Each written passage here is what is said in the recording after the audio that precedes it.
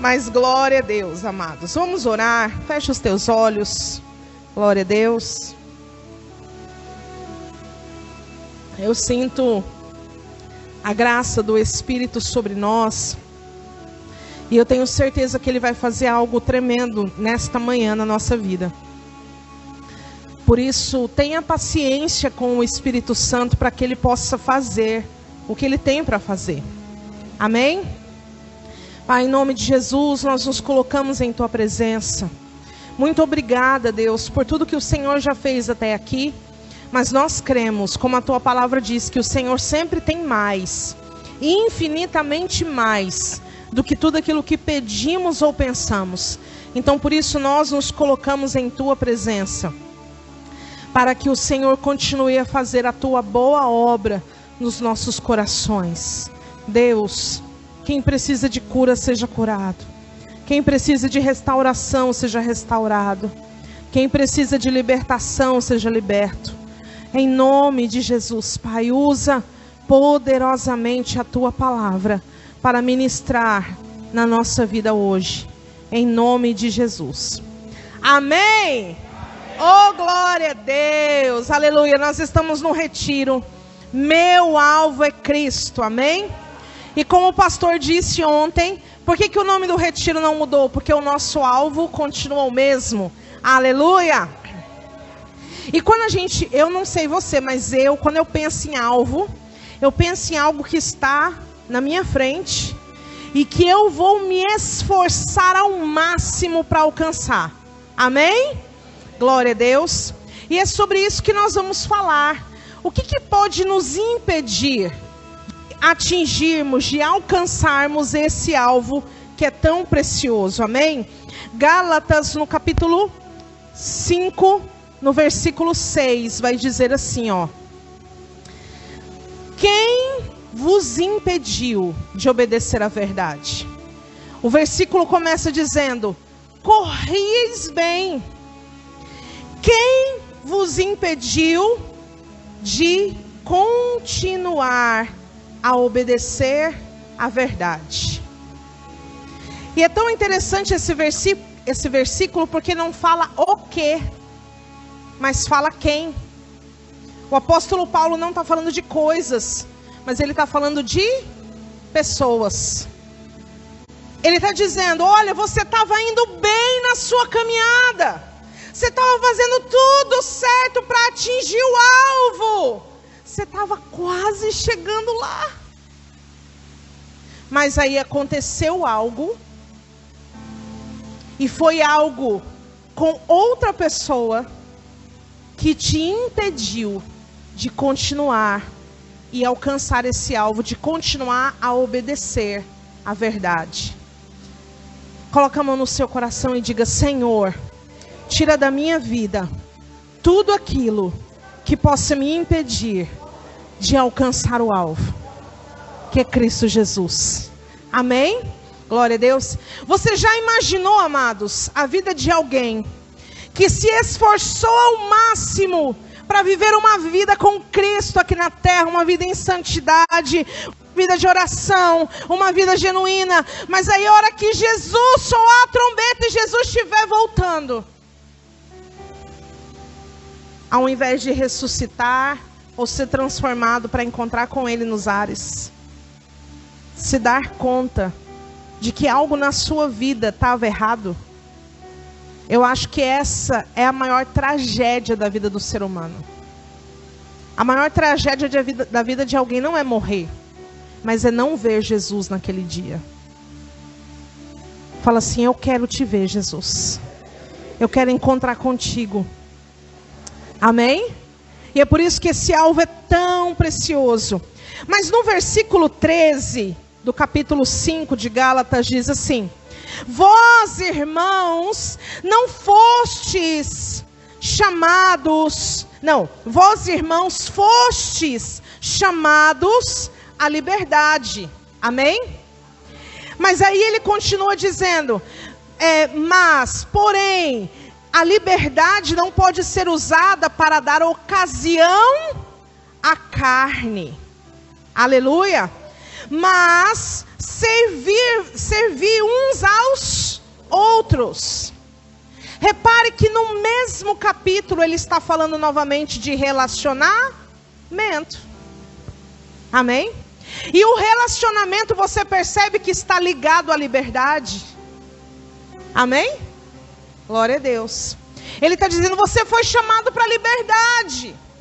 Mas você não pode usar dessa liberdade para dar ocasião à carne. Aí quando a gente ouve isso, a gente pensa só naqueles pecadão. Não é? Aqueles pecados bem cabeludo, que se alguém souber vai fazer, meu Deus. Mas dar ocasião à carne não se trata apenas desses pecados cabeludos, não. Dar ocasião à carne é não se relacionar também com o próximo da forma como Cristo espera que nós estejamos nos relacionando. Amém? Vamos ler o texto de 1 Coríntios capítulo 2, para a gente poder entender melhor o que significa dar ocasião à carne. 1 Coríntios capítulo 2. Quem for achando, diga amém. Quem for achando, diga aleluia.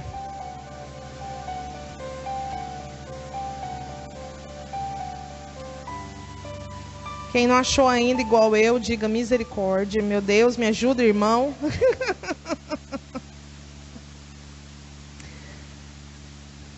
Primeiro, capítulo 2.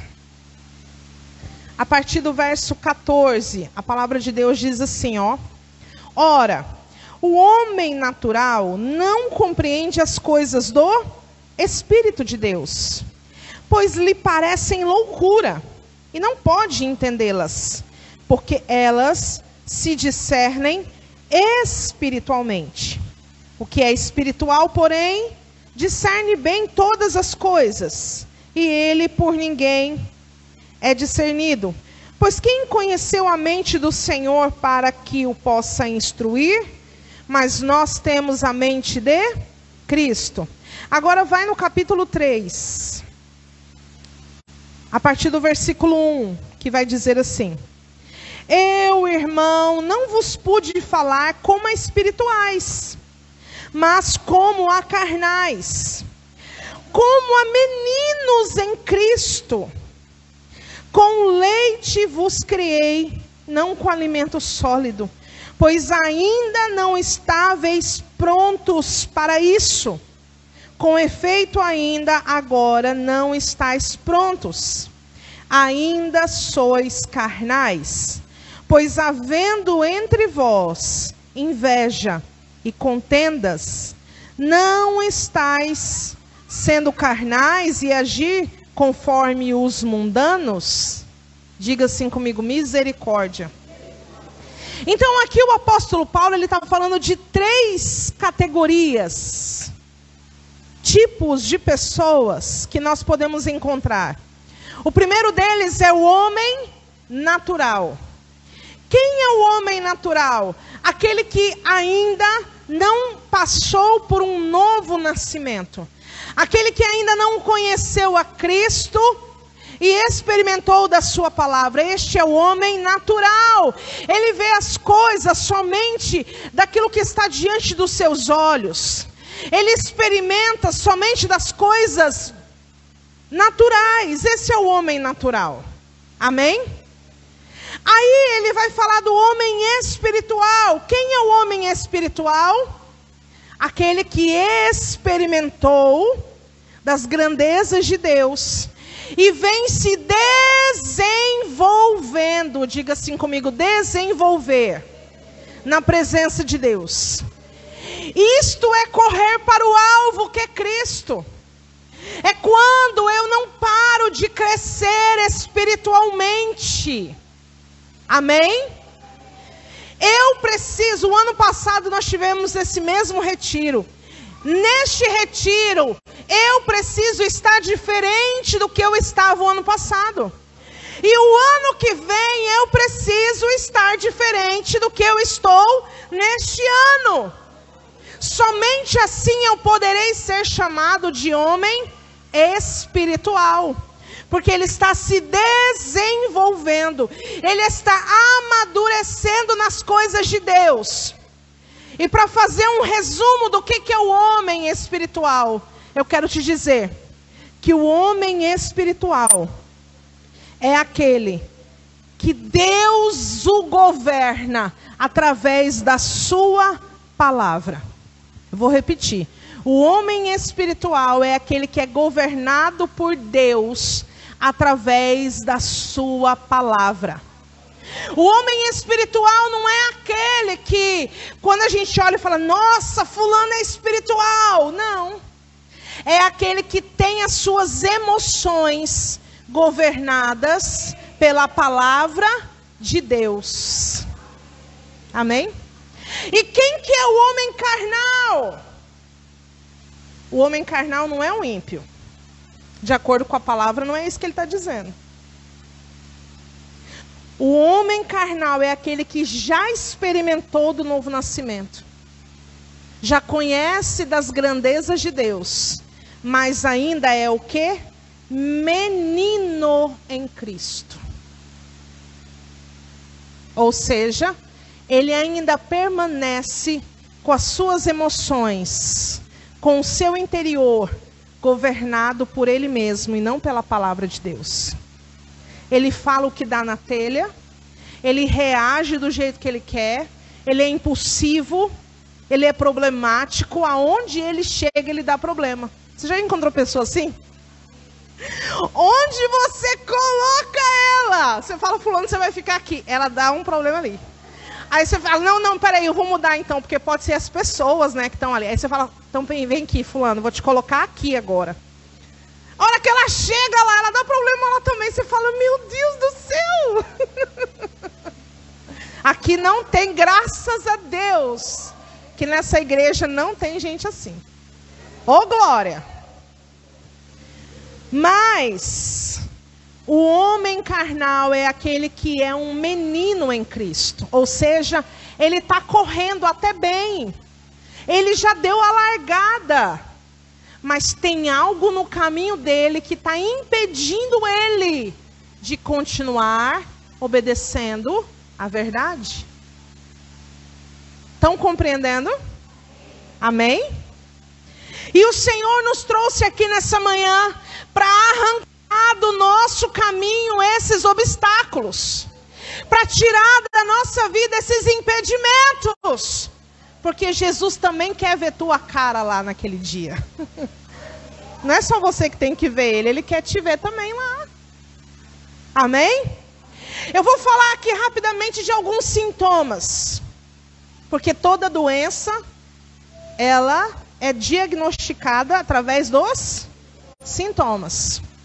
Então, se alguém ainda é crente carnal, vai começar a olhar para a sua vida agora e vai começar a detectar no seu coração se ainda tem alguma doença no seu interior, na sua alma, que está impedindo você de alcançar o alvo que é Cristo Jesus.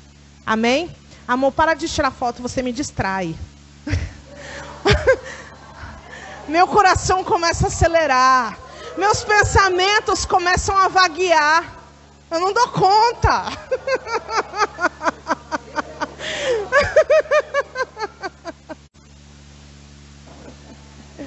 Amém? Primeiro sintoma de um crente carnal: se ofende constantemente. É aquela casquinha de ovo que ninguém pode falar nada, que se a pessoa olhar torto para ela, ela fala, por que está me olhando desse jeito? Mas aí se não olha, fala assim, fulano está me ignorando.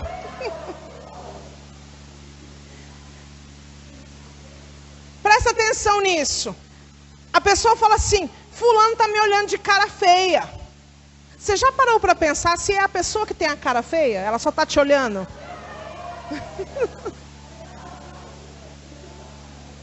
Gente, é simples assim. Mas a pessoa acha que ela é o centro do universo. Todas as coisas giram em torno dela e acontece por causa dela. Se choveu ontem, pronto, acabou, Deus. Né? O Ministério Infantil podia falar, só porque nós queríamos fazer o luau lá fora, choveu. Não, gente, as coisas não acontecem só por causa de uma pessoa ali, não é assim. Então, se a pessoa é daquela que se ofende com uma fala, com um olhar, com um gesto, tem alguma coisa errada. Eu não estou falando daquelas ofensas que machucam, amém? Eu estou falando daquelas ofensas, gente, que não é para tanto. Mas a pessoa faz uma tempestade num copo d'água. Segundo sintoma, enxerga as pessoas como uma ameaça. Aonde ela chega, ela tem que ser a mais bambambam da parada. Ninguém faz aquilo melhor do que ela. E aí todas as pessoas que se aproximam com um pouquinho só de talento ou de habilidade em alguma coisa, ela já olha e fala, fulano quer se aparecer, mas na verdade é ela.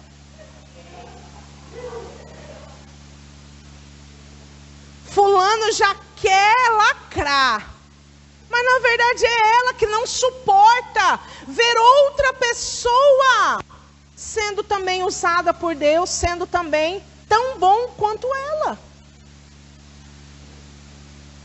E a gente precisa sondar o nosso coração, amados. Porque vai ter gente que vai ser melhor do que nós em alguma coisa. Pelo amor de Deus. Gente, eu não cozinharia jamais como a Maria Helena está cozinhando nesse retiro.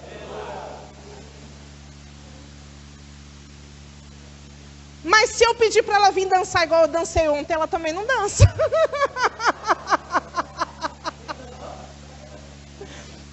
Entenderam? Amém? Sempre tem alguém que vai fazer algo melhor do que nós. Nós temos que reconhecer isso. Mas as pessoas ficam, ao invés de somar com o outro, fica vendo o outro como um concorrente. E no reino de Deus não pode existir isso. Gente, se Saul tivesse se dado conta de que Deus colocou Davi do lado dele, ele teria sido o melhor rei de Israel. Mas porque ele começou a olhar para Davi como uma ameaça, aquilo que poderia ter sido maravilhoso se tornou uma maldição na vida dele. Então observa os Davis que Deus está colocando do seu lado. Não para que eles se tornem uma ameaça para você, mas eles se tornem os seus aliados para você crescer ainda mais. Amém? Ainda mais. Glória a Deus. Terceiro sintoma, se sente inferiorizado. Gente, a pessoa, ela age como se só ela tivesse todo o trabalho do mundo. Tudo ela é coitadinho. Ai meu Deus, minha dor. Ai meu Deus, porque eu. Ai meu Deus, porque minha vida. Como se nenhum outro sentisse coisas também semelhantes. É só ela. É só ela que passa por problema financeiro. É só ela que tem que fazer das tripas coração para estar no retiro. É só ela.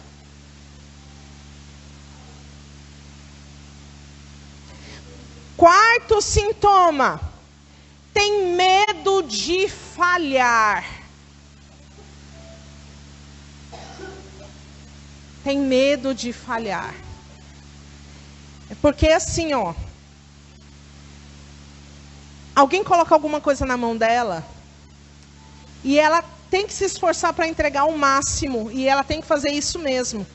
Mas nem sempre nós vamos atingir o 100%. Amém?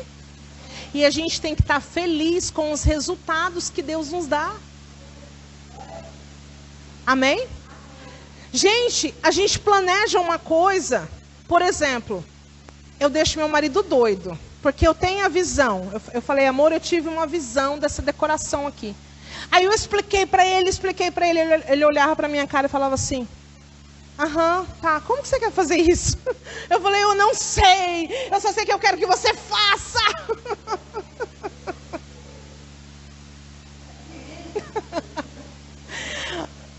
Então, aí ele foi lá, né? Gente, e aí ele foi fazer esse alvo que eu tinha assim na minha cabeça, esse alvo. Eu falei, eu quero esse alvo. Aí fui fazer o orçamento, mais de R$1.000 para fazer um alvo desse. Eu falei, não vai dar. Aí ele foi lá e foi tentar. Se você olhar, eu não sei se você percebeu, mas ele está com um monte de imperfeição. Está torto, um monte de lugar está torto.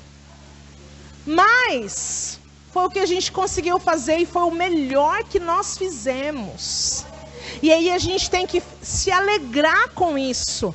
E não ficar olhando e falando assim, ai, mas esse trem tá torto. Ah, não vou querer esse trem lá não.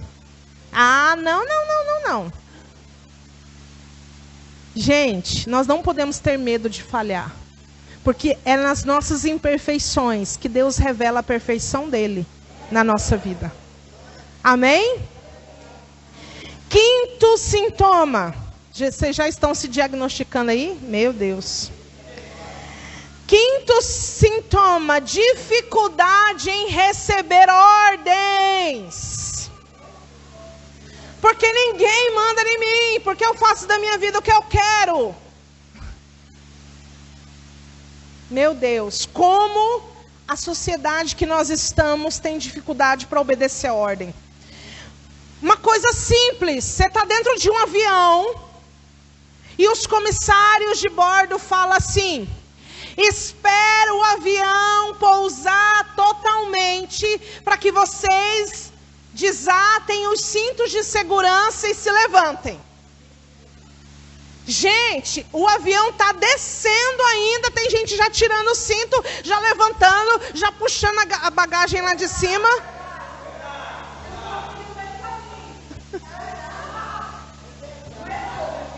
Meu Deus do céu!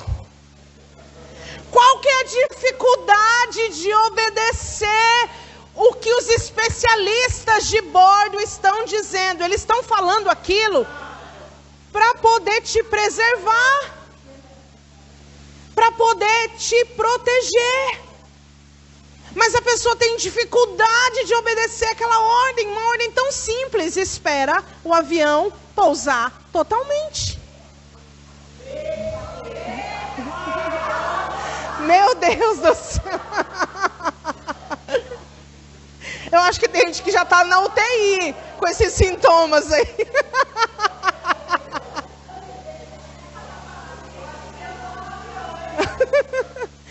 Então, gente, faça, por menor que seja, a orientação, a direção, é para te proteger, é para te guardar, é porque alguém ama a sua vida que você está recebendo aquela ordem.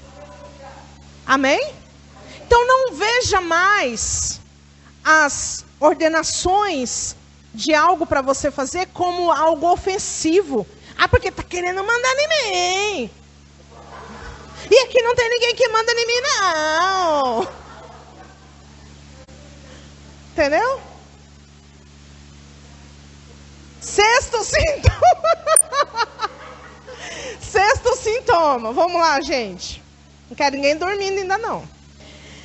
Dificuldade de dizer ou ouvir não.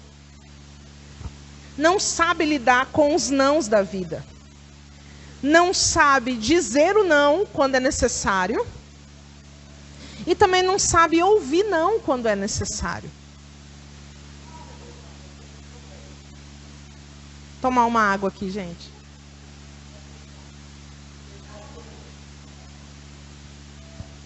Quem que não sabe ouvir não, gente?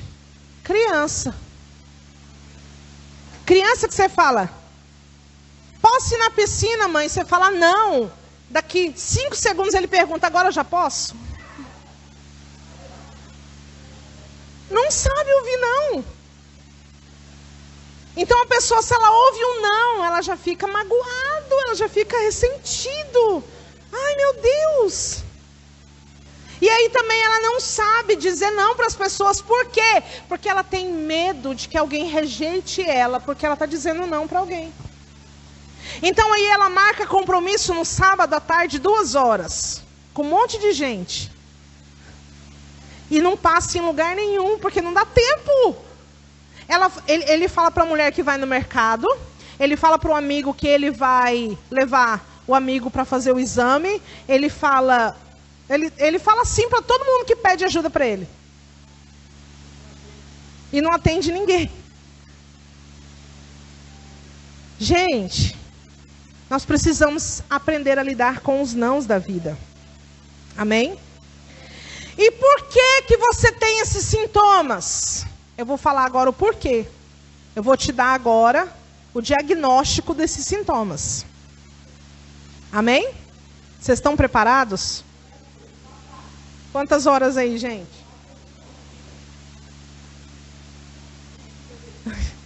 Tem alguém com fome aí? Não, né?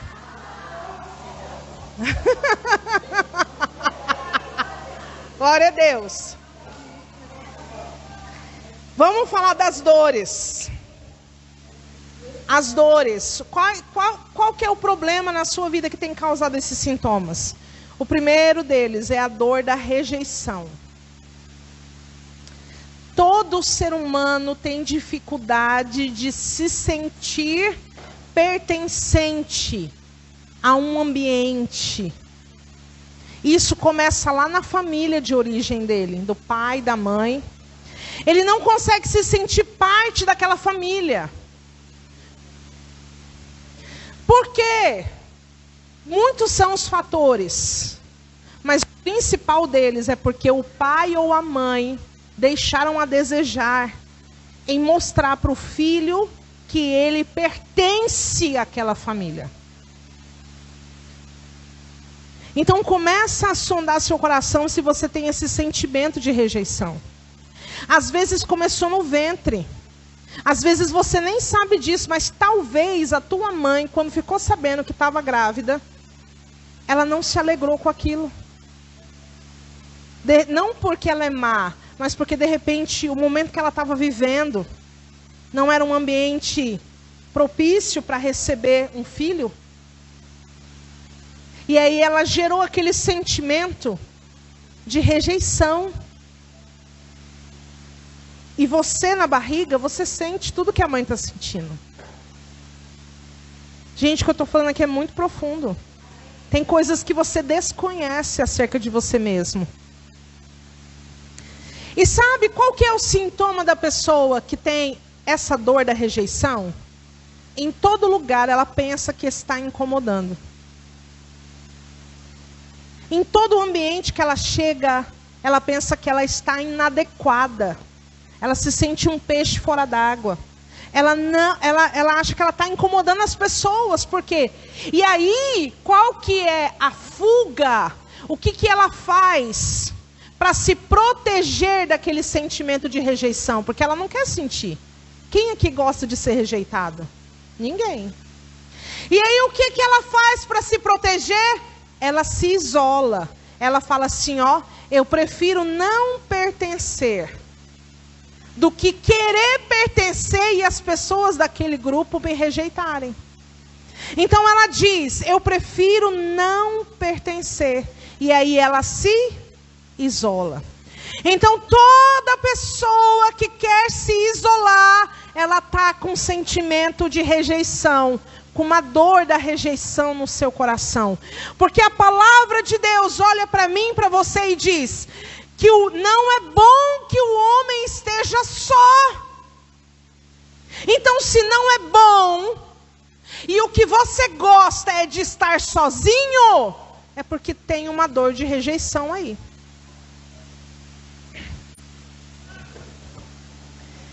Segunda dor que pode estar causando os sintomas é a dor do abandono.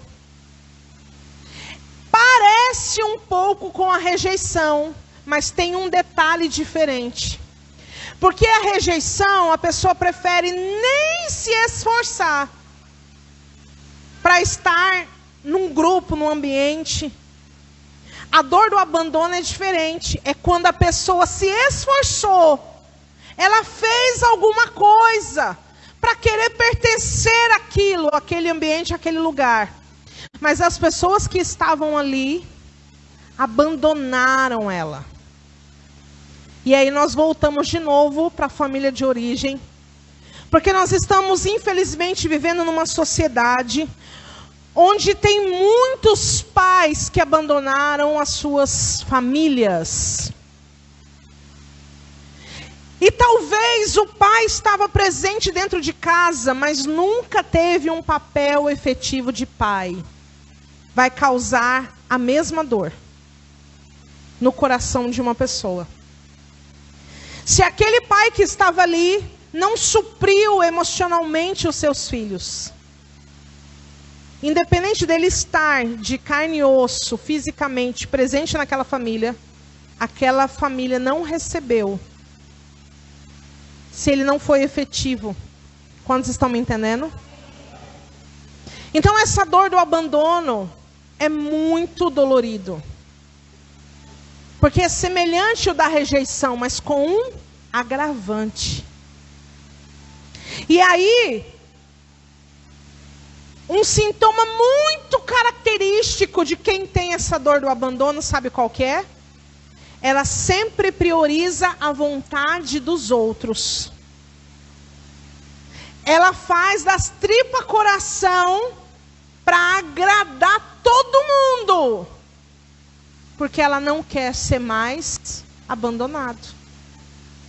Então aí ela vai lá, ela compra presente, ela faz festa, ela faz isso, ela faz aquilo, tudo que o outro pede ela faz.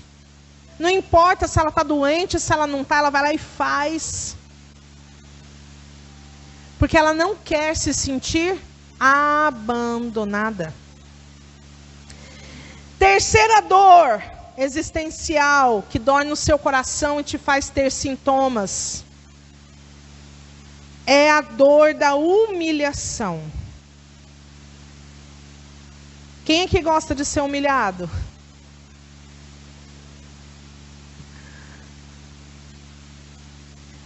E a dor da humilhação, gente, ela vem acompanhada com algo muito... Ela não suporta ser chamada a atenção por ninguém. Ninguém. Pode ser quem for. Se alguém chegou para ela e falou assim, olha, isso aqui não está certo, pronto, o mundo já acabou, já desabou, já... Por quê? Porque não suporta ser humilhado. Mas isso é porque a pessoa está no coração dela com uma dor na sua alma, no seu interior, que precisa de cura, de restauração. Amém? Glória a Deus. E a quarta dor, eu vou andar um pouquinho mais rápido aqui, que eu tenho algumas coisas para falar ainda. A quarta dor é a dor da manipulação. Se ela desconfiar que ela está sendo manipulada, pronto. Aquela pessoa já não serve mais para ela, ela nem dá uma segunda chance para a pessoa. Por quê? Porque ela quer estar no controle de tudo sempre. Só ela que pode dar as ordens. Só ela que tem as melhores ideias. Só ela. Então é a pessoa que quer estar com o controle de tudo na sua mão. É por isso que ela tem dificuldade de receber ordens. Porque ela tem uma dor chamada manipulação. E a quinta e última dor é a dor da troca. Muito semelhante à dor do abandono. Só que a dor da troca, ela tem o agravante da dor da rejeição, tem o agravante da dor do abandono.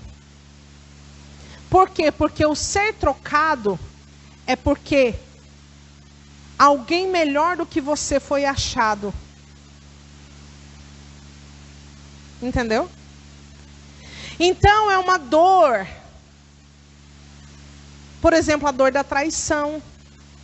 Quando a gente enfrenta a dor da traição, a gente tem essa dor de um sentimento como se eu não sou o suficiente. Eu não consegui suprir a expectativa do outro. Então é a dor da troca. E aí, a pessoa que tem essa dor no seu coração, ela tem que ser a perfeita. Ela tem que ser a melhor opção, sempre. E aí tudo tem que ser perfeito para ela, senão não serve. Amados, para a gente poder encerrar. O que vai fazer você vencer essas dores? Já sei, pastora. Segunda-feira eu vou marcar na terapeuta, porque eu vou sentar lá e vou falar tudinho para ela. Ei, som. Oxe, me bloquearam. Ah, não, Jesus. Já vou rodar a baiana aqui.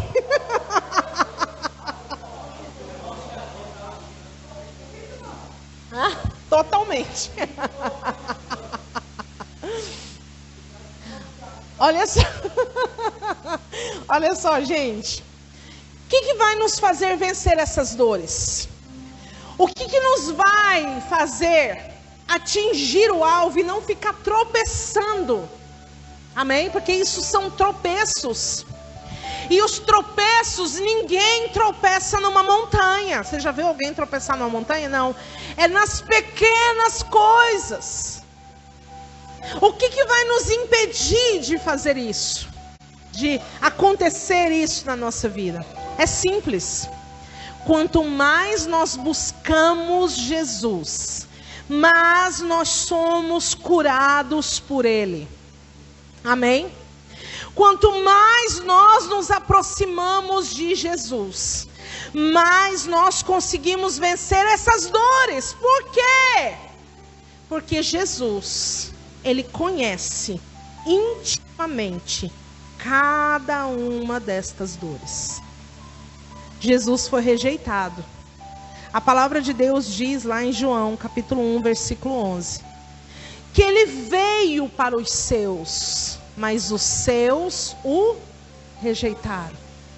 Então essa dor da rejeição aí do seu coração, Jesus já experimentou dela e já venceu ela. A palavra de Deus também diz, vamos ler lá João capítulo 6. João capítulo 6.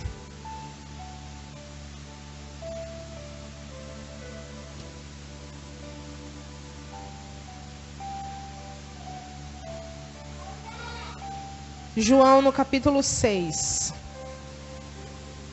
Amém? Versículo 66. A partir do 66 até o 69.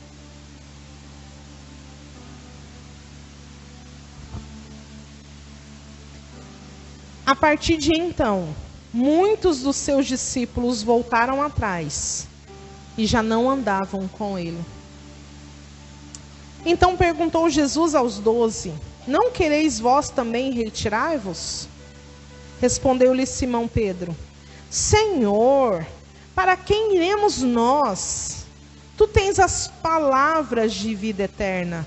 Nós cremos e conhecemos que tu és o Cristo, o Santo de Deus. Então essa dor do abandono do seu coração, Jesus também experimentou ela. Porque muitos dos seus discípulos o abandonaram. Sabe quando? Quando o discurso dele começou a ficar apertado. Porque no capítulo 5, enquanto Jesus estava multiplicando pães e peixes, fazendo muitos milagres, em volta dele estava, cheio de gente. Aí no outro dia as pessoas foram lá de novo, porque elas queriam ver de novo o milagre. E aí elas chegaram diante dele querendo ver um milagre, e o discurso dele foi diferente. Ele começou a dizer: vocês querem pão, mas eu sou o pão da vida. Vocês têm fome, mas a fome de vocês só vai ser saciada quando vocês experimentarem o pão que desceu do céu. Então, se vocês querem ter parte comigo, comam da minha carne e bebam do meu sangue. E aí aqueles fariseus que estavam ali começaram a se escandalizar do discurso de Jesus, dizendo: esse cara tá louco, onde que nós vamos comer da carne dele e beber do sangue dele? Tá amarrado. E a palavra de Deus diz que por causa desse discurso, muitos discípulos abandonaram Jesus. E aí ele poderia ficar preocupado: ah não, então vamos mudar o meu discurso, porque a igreja está esvaziando. Vamos mudar esse negócio aqui, vamos falar um discurso mais light, vamos dizer um negócio mais assim, mais ou menos, porque senão o povo vai embora. Foi isso que Jesus fez. Ele virou para os 12 e falou assim: a porta é a serventia da casa. Estão afim também de ir? Porque o meu discurso eu não vou mudar, porque eu não tenho medo de ser abandonado. Porque o meu Pai está comigo. O meu Pai está comigo. Então, essa dor do abandono do seu coração, Jesus experimentou também ela. E ele venceu ela. Vamos ler agora Mateus capítulo 26. Mateus capítulo 26. Versículo 67.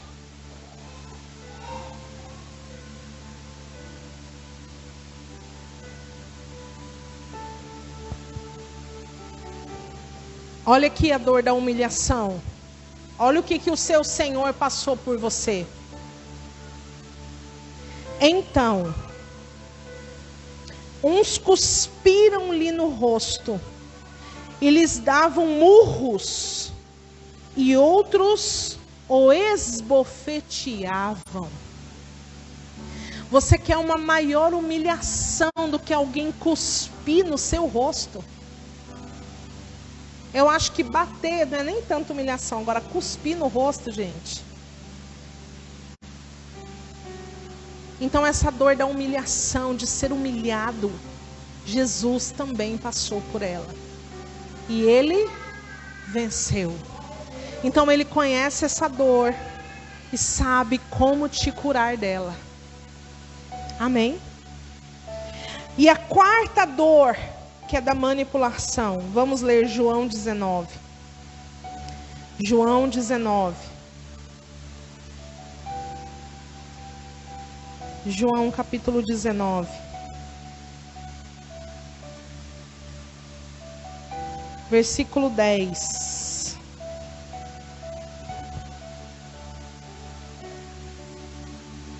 Disse Pilatos: não me respondes? Não sabes que tenho autoridade para te soltar e para te crucificar?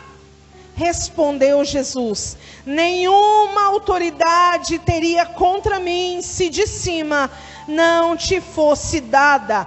Aquele, porém, que me entregou a ti, maior pecado tem. Amém? Jesus estava diante de uma situação onde Pilatos queria manipular ele, manipular as suas respostas. E ele vai dizer: eu tenho controle de tudo na minha mão, Jesus. Está na hora de você começar a se comportar como eu quero. E Jesus falou: menino, tu não sabe de nada. Porque o que acontece comigo ou deixa de acontecer comigo não tem nada a ver contigo. Tudo está na mão dele. Tudo é por ele. E tudo vai ser para glorificar o nome dele. Amém? Então Jesus também conheceu essa dor da manipulação e ele venceu ela. E a última dor, que é a dor da troca. Mateus 27. Mateus 27.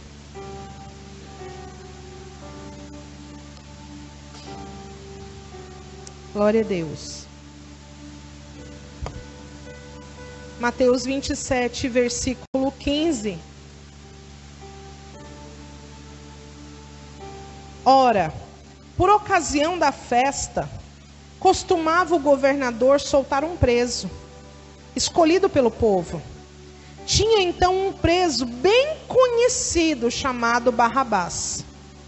Portanto, estando eles reunidos, perguntou-lhes Pilatos: qual quereis que vos solte?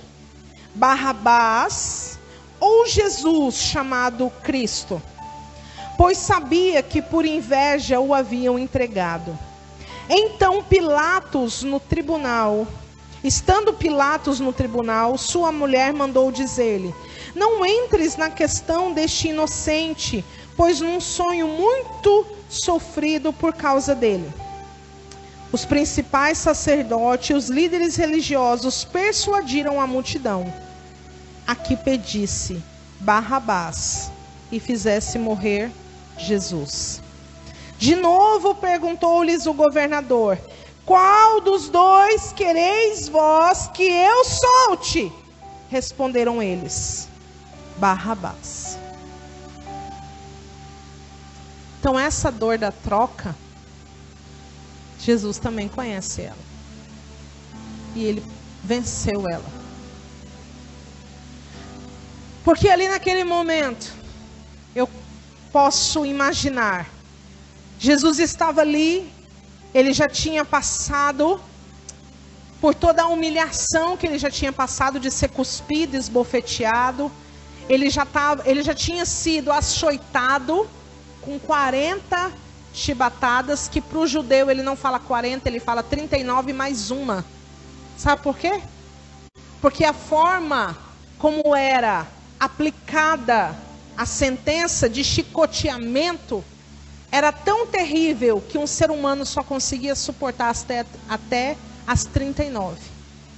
Mas em relação a Jesus, o ódio deles era tão grande que eles disseram 39 mais uma. Só que o propósito de Deus não era que Jesus morresse de chicoteado. Era que ele morresse na cruz. Por isso o Pai sustentou ele.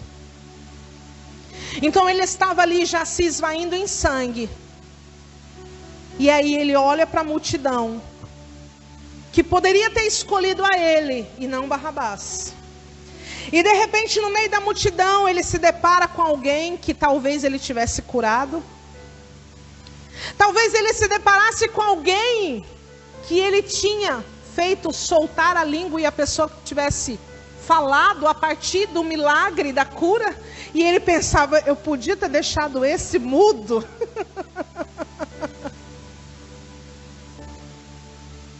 A mesma multidão?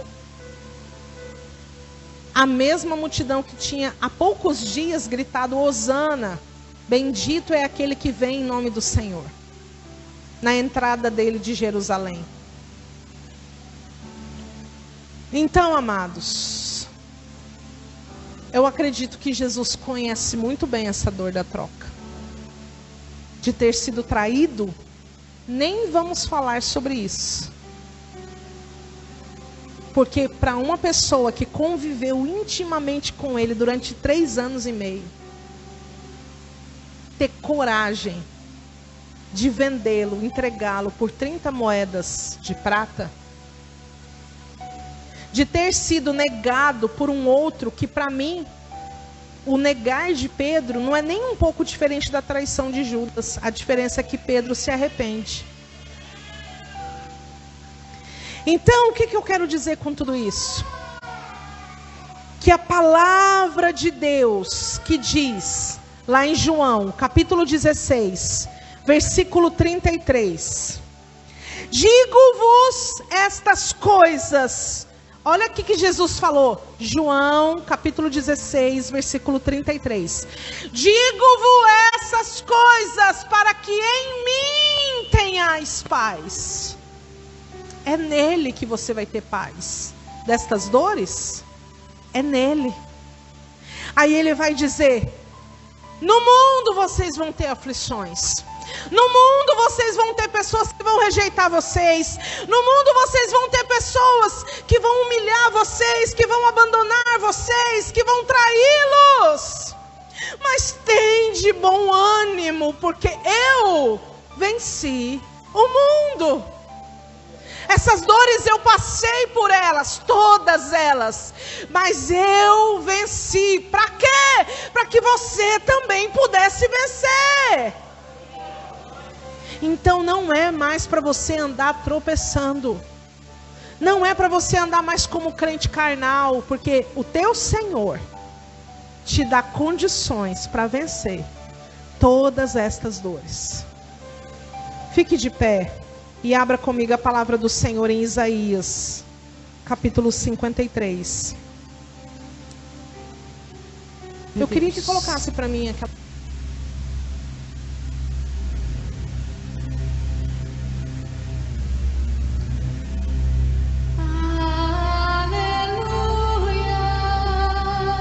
A partir do versículo 1, a palavra de Deus diz assim: quem deu crédito à nossa pregação? A quem se manifestou o braço do Senhor? Ele foi subindo como renovo perante ele. E como raiz de uma terra seca, não tinha parecer nem formosura. E olhando nós para ele, nenhuma beleza víamos para que o desejássemos. Era desprezado, o mais indigno entre os homens, homem de dores, e experimentado no sofrimento, como um de quem os homens escondiam o rosto. Era desprezado, e dele não fizemos caso algum. Verdadeiramente, ele tomou sobre si as nossas enfermidades, e as nossas dores levou sobre si. Contudo nós o considerávamos como aflito, ferido de Deus e oprimido. Ele, porém, foi ferido pelas nossas transgressões e moído pelas nossas iniquidades. O castigo que nos traz a paz estava sobre ele, e pelas suas pisaduras fomos sarados.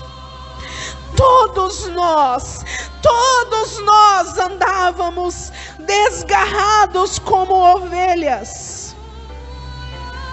Cada um se desviava pelo seu caminho, e o Senhor fez cair sobre ele a iniquidade de nós todos.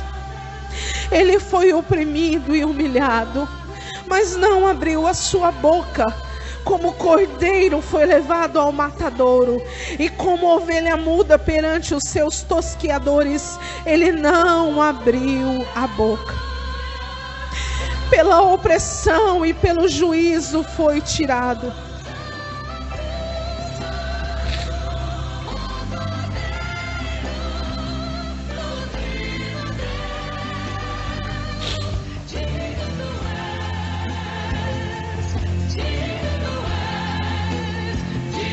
E quem pode falar da sua liagem? Pois foi cortado da terra dos viventes. Pela transgressão do meu povo ele foi atingido. Deram-lhe sepultura com os ímpios, e com o rico na sua morte, embora nunca tivesse cometido injustiça, nem houve engano na sua boca. Todavia ao Senhor agradou moê-lo, fazendo-o enfermar. Quando a sua alma se puser por expiação do pecado, verá a sua posteridade, prolongará os seus dias, e a vontade do Senhor prosperará na sua mão. Ele verá o trabalho da sua alma e ficará satisfeito. Jesus quer te ver lá, amado. Ele não quer que você ande mais tropeçando pelo caminho.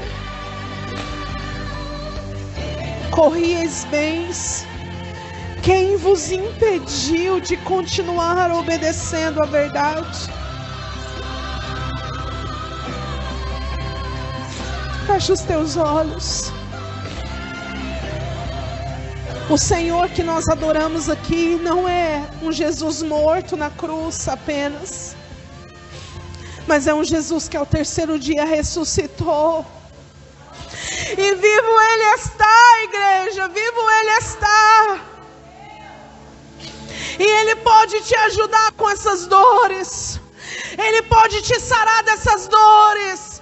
Ele pode te libertar dessas dores. Você não precisa mais andar tropeçando por causa de ofensas, por causa de situações que você não consegue resolver no seu interior. Você tem medo, você tem insegurança, mas Jesus está te chamando: vem para minha presença, que eu posso te curar.